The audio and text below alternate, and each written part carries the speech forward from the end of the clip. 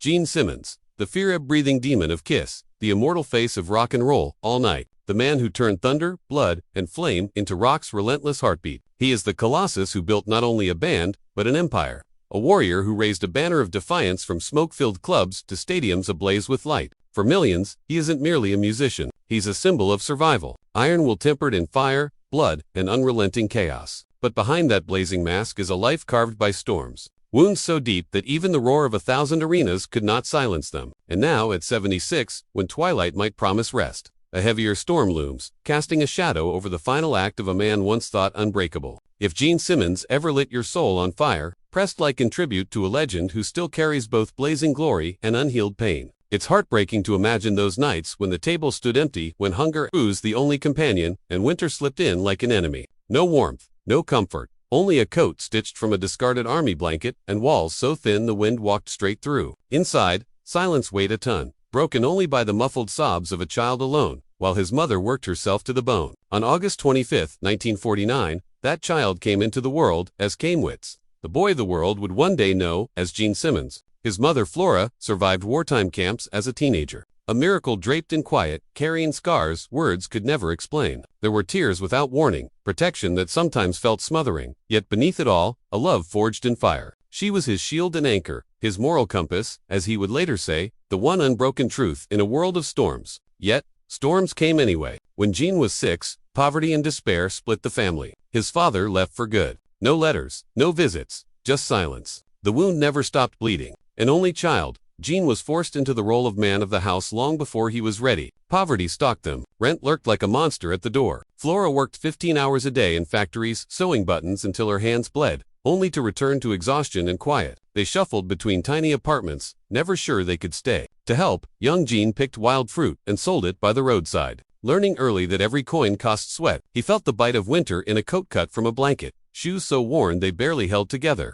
and the sting of loneliness as he cried himself to sleep in an empty room night after night. School offered no refuge. His accent, his foreignness, his difference made him a target. Every classroom felt like a battlefield, every whisper like a knife. Even in the land of survival, hatred had found him. And then he discovered a doorway. Comic books. Superman, Spider-Man, heroes with impossible strength. He didn't just read them. He clung to them as if each panel held him above the flood. He couldn't read English at first. He traced words with trembling fingers until they made sense. By 7, he was juggling Hebrew, Hungarian, Turkish, and now English, determined to learn the language of heroes. Each page wasn't just entertainment. It was escape, defiance, hope. By 1957, Flora gathered what strength she had left and took her son to America. They landed in Queens with no father to greet them, no relatives, no money, and no English. Just two immigrants stepping into the unknown with nothing but each other and the will to survive. That boy, scarred by hunger, abandonment, and his mother's quiet grief, would one day rise to become the fear-breathing demon the world called Gene Simmons. But before the fire, there was the storm, and a child who refused to be destroyed by it. At 8, he buried the name Heimwitz and called himself Eugene Gene Clean,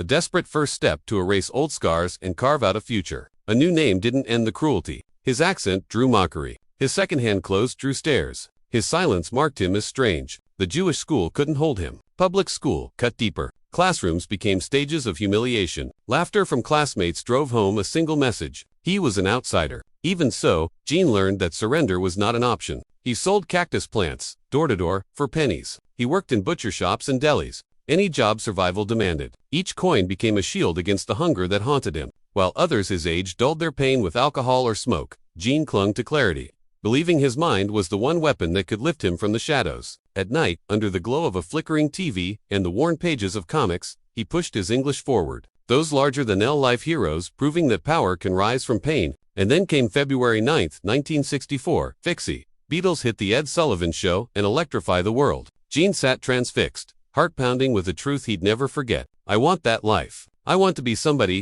By 19, he wore the mask of a schoolteacher in Spanish Harlem, standing before sixth graders and earning $75 a week. Inside, music thundered like a storm he couldn't silence. Then he found Paul Stanley, a kindred spirit with the same hunger for something bigger, louder, unforgettable. They formed Rainbow, which evolved into Wicked Lester. In 1972, inside Electric Lady Studios, built by Jimi Hendrix, they poured their souls into an album. It was supposed to be the beginning. Executives dismissed it as too strange, too messy, and shelved it. Years later, after Kiss conquered the world, Gan paid $138,000 to buy back those master tapes. Not to release them, but to lock them away. Proof that failure can haunt even the strongest. From that wreckage, he forged fire. Failure, he would say, wasn't a wall, it was firewood. At 24, Gene and Paul placed one last bet. With drummer Peter Criss and guitarist Ace Frehley, they created Kiss, a band like nothing the world had seen. Their first show at the Coventry in Queens drew maybe a dozen people, most of them girlfriends. But Gene had already stepped into destiny. Bat-winged eyes, blood-spitting,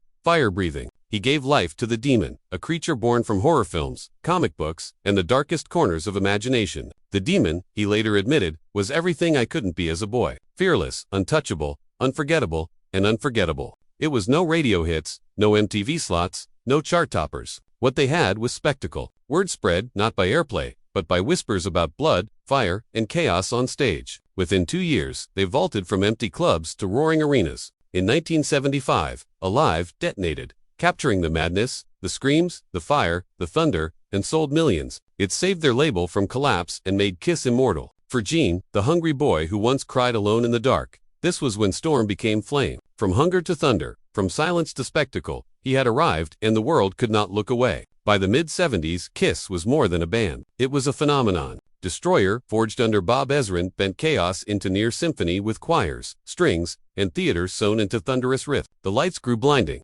Crowds swelled. Makeup hardened into myth. But beneath the paint, cracks spread. Essen demanded obedience, rewriting songs, reshaping the sound, bruising egos. For Gene, the music was fire. The studio felt like a battlefield where every note cost trust. Success never tasted so bitter. As the decade closed, spectacle hit fever pitch. The Dynasty Tour turned arenas into steel and flame war zones. Gene flew above the stage, spitting fire into the roar. Beneath the noise came silence. The Diards slipped away. A disco-tinted album brought radio play but blunted the rebellion that made them legends. Families filled seats once owned by fanatics. Arenas began to echo. Downsized shows, cancellations, shadows over the empire. You can survive bad reviews, Gene admitted, but you can't survive empty seats. Inside, chaos was worse. Peter Criss spiraled into addiction. Shows buckled under his rage. Mid-song stoppages, outbursts, sabotage at the heart of their music. Gene called it self-destruction, a cancer eating the foundation they had built with blood and sweat. On stage, the fire dazzled.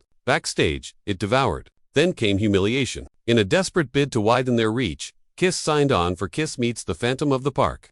Produced by Hanna-Barbera of Scooby-Doo fame, Gods of Thunder turned into cartoon clowns. Fans felt betrayed. Critics laughed. The band tried to bury it. Gene loved the spotlight, but he knew the mask had cracked. We thought we could be superheroes, he said later. Instead, we became a punchline.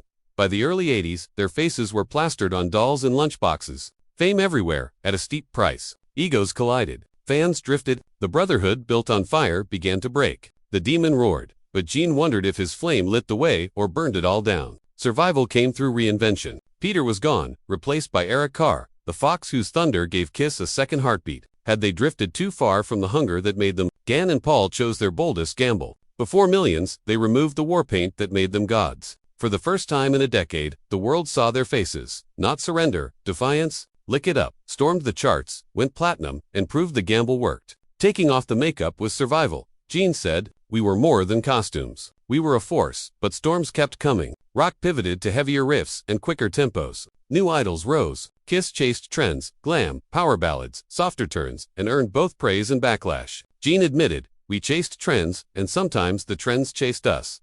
Fans argued over whether the band lost its soul. Seats went empty again, yet the machine roared on night after night. Stubborn survival. Gene stepped beyond the stage. Hollywood cast him as villains,